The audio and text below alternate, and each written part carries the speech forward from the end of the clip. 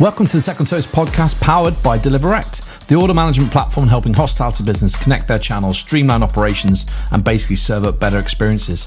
I'm your host, Chris Fletcher, and each week we bring you the fresh chats with the sharpest minds in hospitality and tech. At Tech on Toast, we help operators like you check your tech, fill the gaps, and future-proof your business, all in one place. If you're ready to level up your stack, head to techontoast.community and get started today. Let's dive in. Enjoy the show.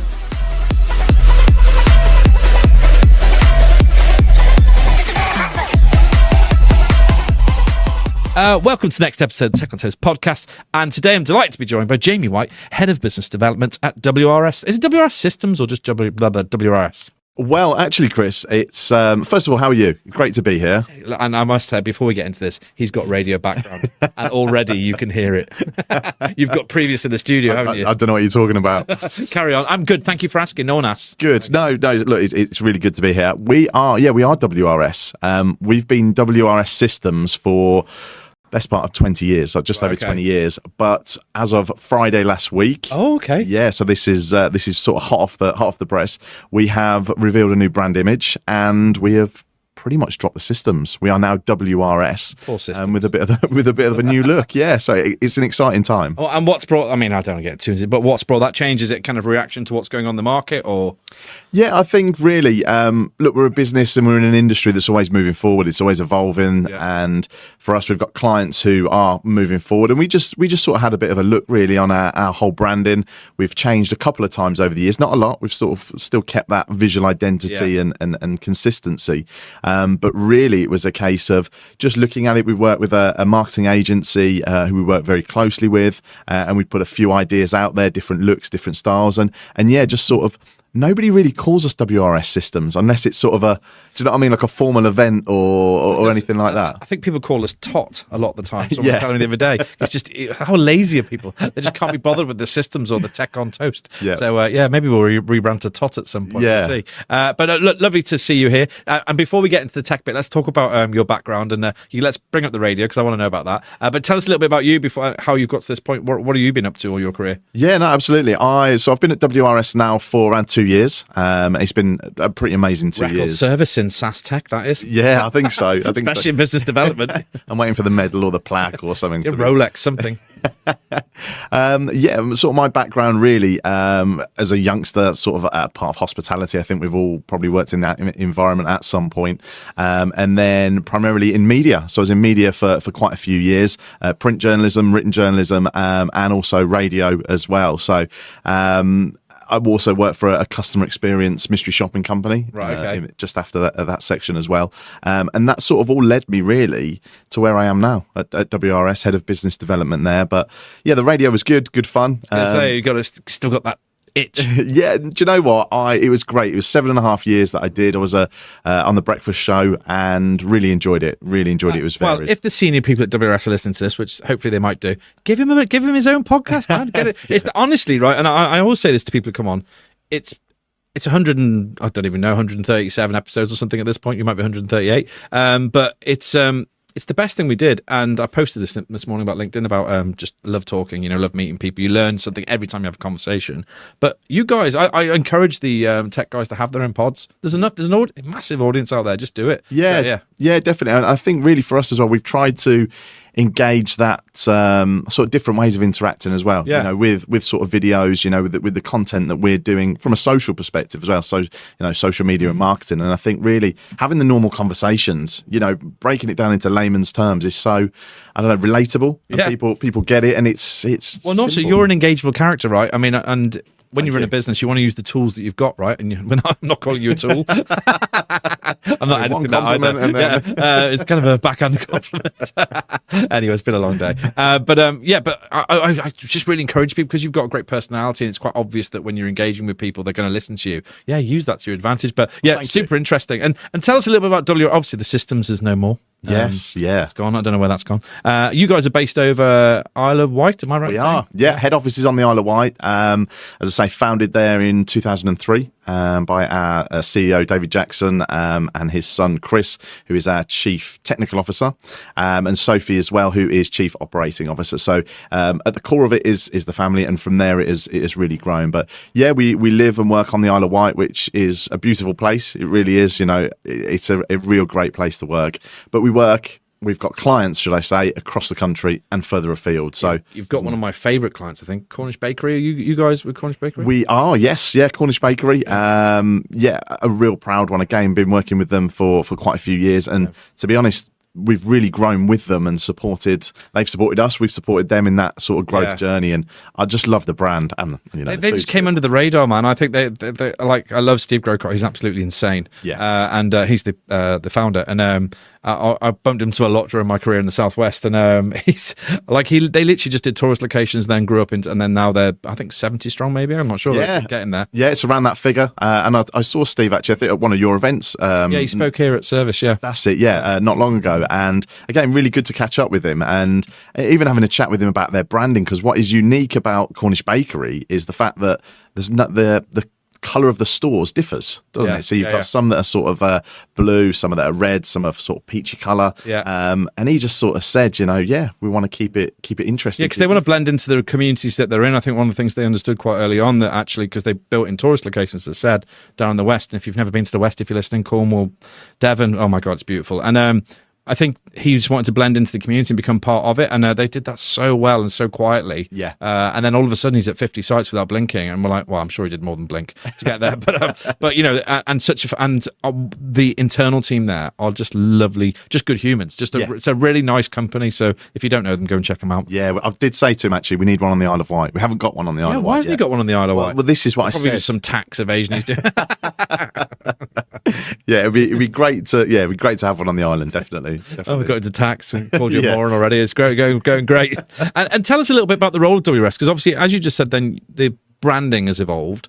But how is the product? Because obviously, you guys, there's a lot of POS on the market, right? There's no point denying it. There's a lot of POS out there in the world, and for operators, it's more challenging, I suppose, to work out what to buy or when to buy. How does your product develop to kind of support the industry?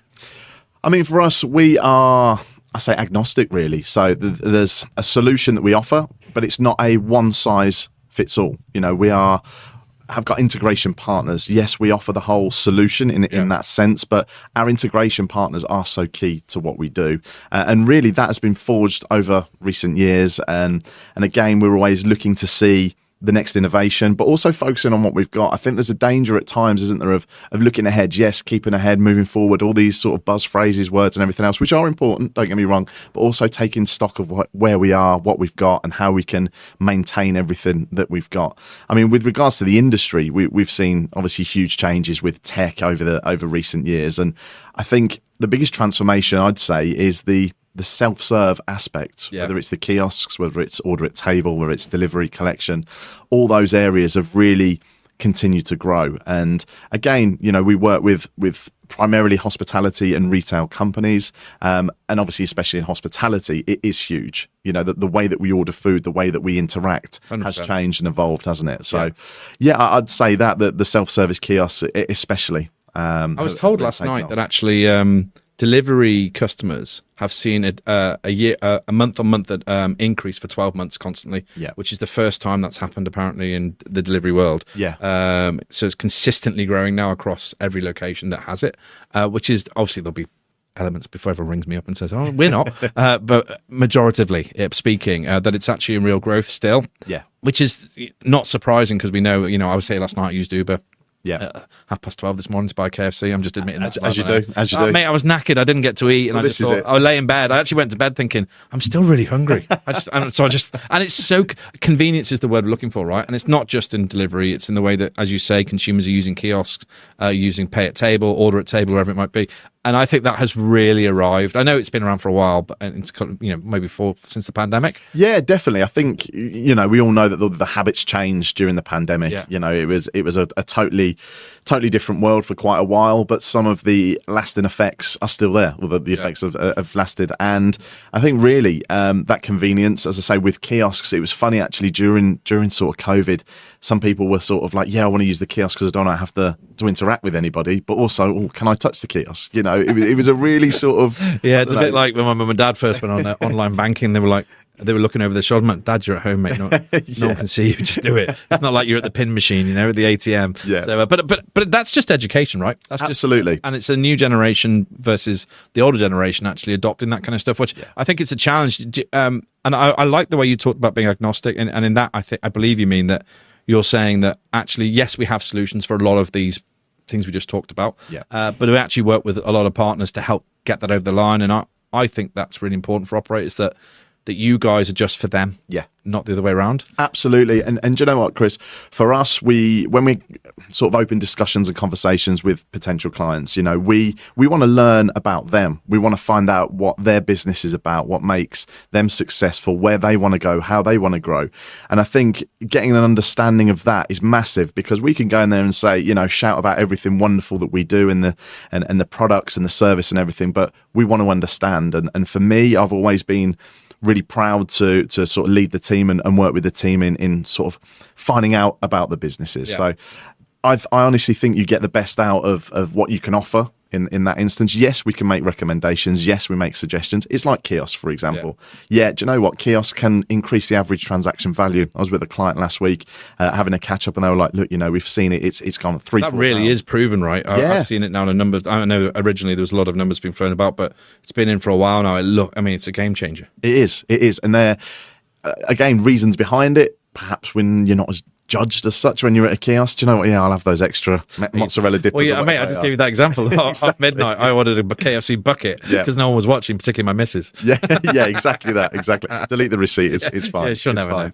know. But it is, and let's say, that AVT has gone up, it's £3 or £4. For one of our other clients, it's gone up even more than that, £6-7. And if you're talking, as an average per transaction, that's a significant amount of money. It's huge, isn't it? Making. Yeah. It really is. And I think it is about that psychology behind buying. And we've spoken about a lot in the podcast in the past around that pressure of a waiter being on top of you that makes you make different decisions. But I truly believe that. I mean, if it suits your business, I've seen kiosks in some strange places recently. Well, this is the other thing. Yeah, I'm exactly the same. Where it shouldn't be. Yeah, and this is it. It needs, first of all, it needs to be in the right business, in the right environment, but also even down to the right location within that business. What's the point in having putting these brand new shiny kiosks that can have the best customer journey if they're stuck in the corner of the restaurant or the QSR, whatever it is? You're not going to use them. Yeah. Or if the flow, the sort of the through flow isn't where it should be. Try to do that one again. Yeah. So the through flow. Throughput. There we go. Through flow. Yeah. Customer flow. Customer flow. There we go. We're there. Nailed it. That customer flow isn't right. That you're going to go and order, but then actually, where do you go and collect? Is it is it creating a bottleneck? Is it by the door? Have you got people sitting next to you? You're actually inadvertently disrupting their experience. And I'm interested in your opinion on this. Do you think then that actually let's park the tech to the side for a second. Do you think process is right a lot of the time before people buy tech? As in, they'll buy technology to enhance a service, and maybe they're looking for throughput to make it quicker. Yeah. But in essence, they've never really done the work around the process of that happening. So when they do put it in, it then becomes another problem they've got. Yeah, do you know what? I think I've seen probably examples of a bit of both. Yeah. I mean, we work with clients who are single sites, with one till, one sort of KDS, one setup, the whole aspects, right through to multi sites with our biggest that has thousands across the country. But I do think that process has to be right. It really does. And because like I say, we've said, you can have the best tech in the world, you can have the best looking kiosk that actually is going to have the best journey, but if that whole psychology of buying the products isn't right, and that whole aspect of it isn't right, then actually is that going to be beneficial? No, I mean, I totally agree. I think that's why the tech approach, which I think has changed actually over the last couple of years, seems to be more consultative and it's not just about, I know you guys got to sell product, it's really obvious, and that's your job, and that makes sense. But I think on top of that, there's an extra bit of quality that's been laid on at the moment, where people are helping these quite honestly confused people sometimes how to put product what to buy and how to put it in. And again, I think it's admirable that I know you guys, and I know because you're a family business. Was that fair to say? Yeah. And I think that kind of runs through the team, which I think is quite nice. And relationships are everything in hospitality. Oh, huge, Chris. Honestly, for us, like I say, going back to what we were saying as well about getting an understanding of the business, for me, relationship building is massive. Yeah. You know, people buy from people at the end of the day. It's one of the oldest adages around there. But really it is, and it's getting that understanding, building those relationships, building that trust. Trust is massive. And really, I think if you've got those levels of that trust and understanding, you're going to get much happier customers, because if you're going to be there trying to sell them this, that, and the other, and it's going to go in and they're thinking, oh yeah, this is great, and actually a week, month, 6 months later, they're saying, well, this is pointless, this is rubbish. Why have you sold me this? Yeah. All it's going to do is harm the business, harm the brand, create more calls to our support desk, create more issues for our client relations team. Okay. Actually, if you can minimise that, you're going to be moving in the right direction. And on that note, we're talking. I was in a conversation last night for a while about best in class versus all in one, and God, everybody wants an answer, but I think the answer is there isn't an answer. It depends on the scenario. You guys have the ability, right, at WRS, to, I presume, to cover off, as we mentioned, quite a lot of those pieces of the journey that a customer might need. Where do you think people are at? I mean, your probably answer will be the same to mine in terms of what they want. Are they looking for that one single point of interaction for everything, or it sounds stupid saying, do they want to manage 55 integrations? Probably not, is the answer. But I know that there is an argument between best in class and all in one. Where do you guys sit on that? I think as the industry evolves, I think there's always going to be integrations, whether or not you're a business that actually does class itself as offering this all-in-one simple solution. There's always going to be something new that's coming out, unless that business is going to be developing absolutely everything, which, let's be honest, is highly unlikely. There's always going to be that need. So I think for us, what we try to do is, when we have these conversations, yes, we can the till systems, the kiosk systems, the KDS systems, the order at table, all of these things. But some of the aspects, yes, we will have integration partners, but we won't rely on them, on our potential clients or new clients, constantly liaising and dealing with them. We will actually project manage the whole aspects. You know, we've got our project director, our projects team, who will make sure that actually the flow is correct, that the communication is there. And again, we'll also do phased approaches as well. So we took on a new client recently within the leisure industry, which we were hugely proud to take on. And they've got huge aspirations, which is amazing. But we could say, yeah, do you know what? Yeah, brilliant. Actually, you could have tills there, 5 tills on the bar, 3 kiosks over there, order at table, all the rest.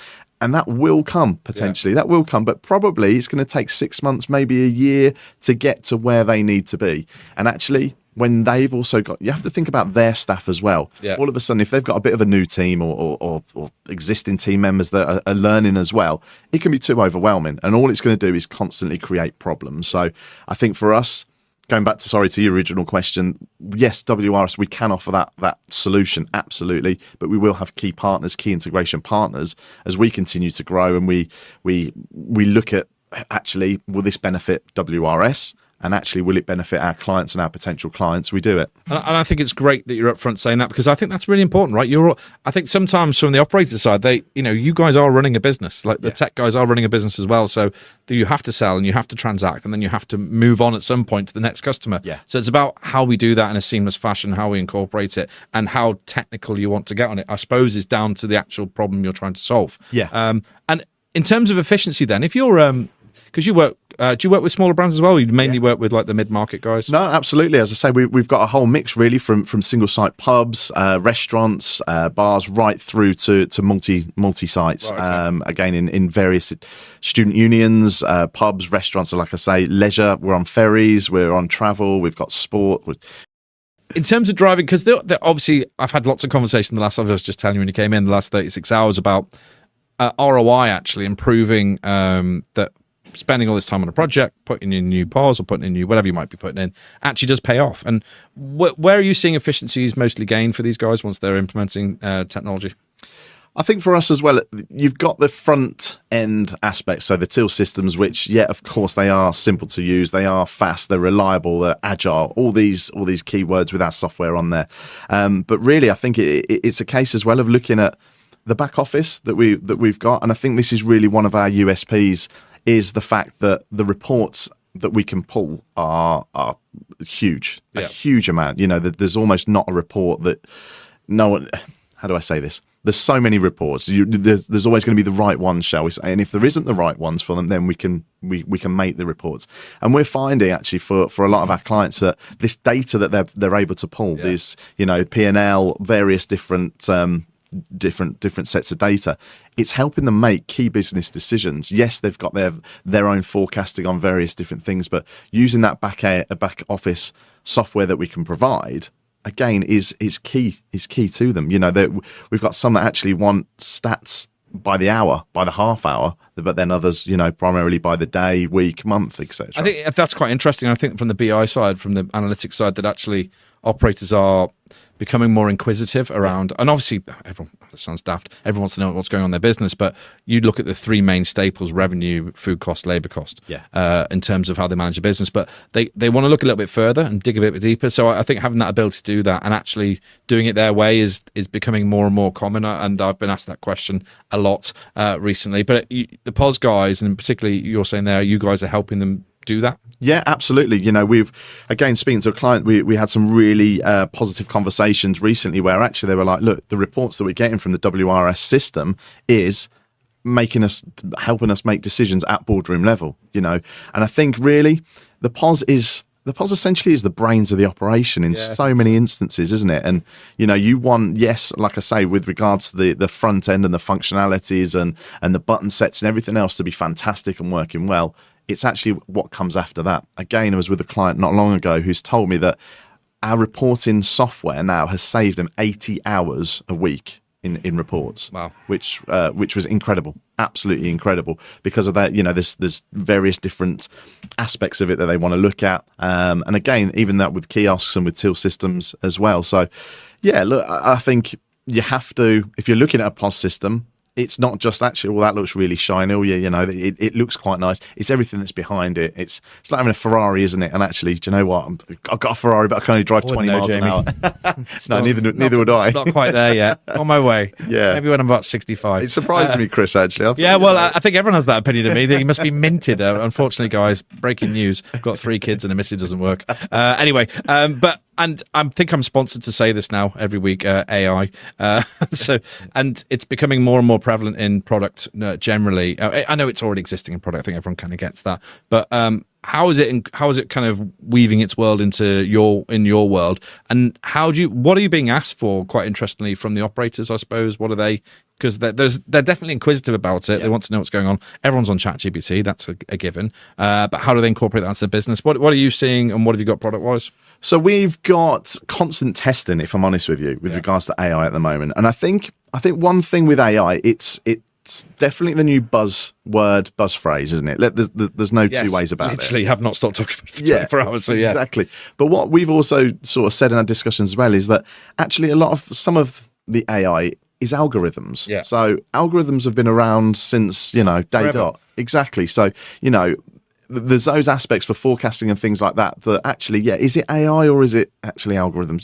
There's a variance on it. But I think for us, we are exploring, we are looking at the background, again with, you look at kiosks and things like that, for example, upselling. So actually, if I'm going to go and order, I don't know, a drink and a burger, actually, will it pop up and upsell? Well, the perfect match for this would be 6 chicken nuggets or something along those lines. So we've already got that in place with the upselling. But again, like I say, with AI, we haven't had, if I'm totally honest, clients banging the door down to get AI. No. We keep abreast of the situation. We were always looking to see, is there key aspects of it that we could integrate. I mean, I was speaking to somebody recently who had introduced it, and I think we did some trials actually at a drive-through. So actually, the AI ordering. So there wasn't anybody there at the sort of the window. It was Never just bloody is. No, exactly. Always in the queue. Talking to that, and there were so many issues with sort of accents variations, and what it's like when you sort of put on hold. Actually tell us why you're phoning us, and you'll say something, and you'll get something totally different back. Yeah. So again, I think voice recognition, I think facial recognition on some areas as well is, we've all got it on our phones and everything else. So yeah, I agree. I think it's a journey, and I think that AI it's about use cases, right? It's about how you implement it or what you're looking to solve. And I do think there's a little bit of a journey's gone because it still does hallucinate. Yeah. A bit like me actually after a day like this. It still hallucinates and kind of can make stuff up, which doesn't help anyone, right? But it is a buzzword. But I do think it's coming. It's going to change definitely the way we do business. Absolutely, and we can use it to benefit our clients. That ultimately to benefit ourselves and our team, and also for our clients as well. You've got your chat GPTs and things like that, which I do think really have got a part in today's society because it's the new Google almost, shall we say? And again, it goes another level, obviously beyond that. And I think there's always going to be that human aspect. But I think it can support that as well, with the development that we're doing and what have you. We've got some huge brains within WRS. We really have. Much so. much more tech knowledge than myself. But again, I think them harnessing it in the right way and using it actually in testing, that is the key thing. We would never roll anything out unless it had been stress tested to the extreme that, do you know what, this is going to work right, and here's the benefit of it. We can then sort of push it forward. And great, and I'm going to stress test you now a little bit more because I always have try and have a fun one at the end of these things. And if you were to kind of build any tech, you can pick anything you like. What would you build? Do you know what? I was thinking about this on the train up to sunny London. I thought you'd say Southampton. No. You know what? I think it's interesting. You could say robots that deliver food to tables. It's here. We have that as an offering actually now. There's still a lot of work to be done, and I think at the moment they are a bit of a novelty in some areas. But I really, do you know what, Chris? One of my pet hates is going into a restaurant or going into a QSR, whatever it is, and the tables being full of food leftovers. Yeah, minging. Honestly, and it's just one of my bugbears. It really is. So I think that's quite a fair one to have to. Yeah, and I think for me it would be actually something that alerts the staff. Do you know what this table could do with clearing? So they're getting a notification, they're getting an alert. Yes, they should possibly be seeing it, but I'm sure, as we know, hospitality staff are always very, very busy. But maybe something that alerts them to that, and it's like, do you know what? Table 6, they're done, they need clearing. Ready to do you know what I love about that question? Everyone who answers it has a selfish reason for answering it. No, but in serious note, that walking into any food establishment and having dirty, or even the food's gone and the table's a bit sticky, is a massive turn off, right? Oh, it's big time. I'd rather just go next door. Yeah, I'm exactly the same. And it just frustrates me. It really does. Okay, well, I'll speak to my developer tonight and see what we can do. Perfect. See if we can knock that one out. Let me know and see if we can. We'll split it. Put you some skin in the game. Look, thank you very much. I really appreciate you coming down here in 300 degrees. Where have you come? Have you literally come in today from? Yeah. Came up from the Isle of Wight today. Get the train up. To be fair, it's very easy. Train up straight from Portsmouth into London, hour and a half. Just how do you get from the Isle of Wight to Portsmouth? You have to get a ferry. Is it a ferry? You can't fly. Or can you fly? There is a couple of airports, but they're only sort Rich of private. Yeah, basically. Unfortunately, I haven't got a plane. Just for the boss, right? Yeah. So I'm on the ferry. Have you not got a jet he can share with you all? I mean, we've said this. We've said, a WRS helicopter would maybe just really like a zip slide from Isle of Wight to Portsmouth. That's another good idea. What is the, just out of interest, what is do you know what the distance is between the two? So I think the shortest distance is about 1.5 miles. Average, I think it's about. You can have a zip slide. Yeah, 3 to 5. We actually did a very quick going off topic. It's fine. It's the end. We can start messing around now. A few years ago, we did an April Fool's when I was working in radio. That actually, the Emirates cable. I'm not sure if the Emirates cable cars now by Greenwich. That they were going to install those from the Isle of Wight across to Portsmouth. A lot of people fell for it. Mate, I would have been one of those people. Yeah. I'm a nightmare. Yeah, but Isle of Wight is beautiful. I think you do a festival out there, don't they? Hard Rock used to do it. We used to do a festival out in Isle of Wight. So we've got the Isle of Wight Festival. Yeah, which is Hard Rock. So Hard Rock used to Hard Rock stage. Yeah, yes. So we used to do when I was at Hard Rock, we used to go over there, like a bunch of us, and do the gig and do the backstage catering and whatnot. And God, I had some messy times there. Yeah. You can't escape though. That's the problem, right? Honestly, I've been going to the Isle of Wight Festival since 2005. Oh, we would have been there then. Yeah, I was there in 2000. Probably I joined in 2001, so I was there till 2010. So I would have been there at least 2 or 3 times. Yeah, it was carnage. It's brilliant. And do you know what? It's funny because every year you're looking at the weather, thinking, "Oh, do you know what? God, is it going to be all right?" And no, I know. And then you're like, "Oh no, I'm not bothered." But as soon as you get to sort of the week before, the FOMO kicks in. You're like, "Right, I can't not go." I mean, the weather. I swear to God, someone is literally. I am jinxed because you'll go. It's bang on setup days. It will like literally belting down sun. And then literally to day one, it's like rain, sideways rain, winds, gusts. It was horrific. But no, great times at Hard Rock doing that. We loved it over there. It was great fun. Yeah. People super friendly. Yeah. Really nice bunch of people over there. Oh, and you're one of them. Look, mate, so everyone's listening to you today with your dulcet tones, your radio voice. So instead of a job in radio, if people want to get hold of you and talk about the POS, what's the best way to get hold of you? Look, just wrssystems.co.uk is our still website. Systems? Yeah, so we're going to keep that on the website just because of continuity on that. Damaging traffic. Yeah. Not good. No, exactly that. So, but yeah, I'm on LinkedIn. Obviously got my email address as well.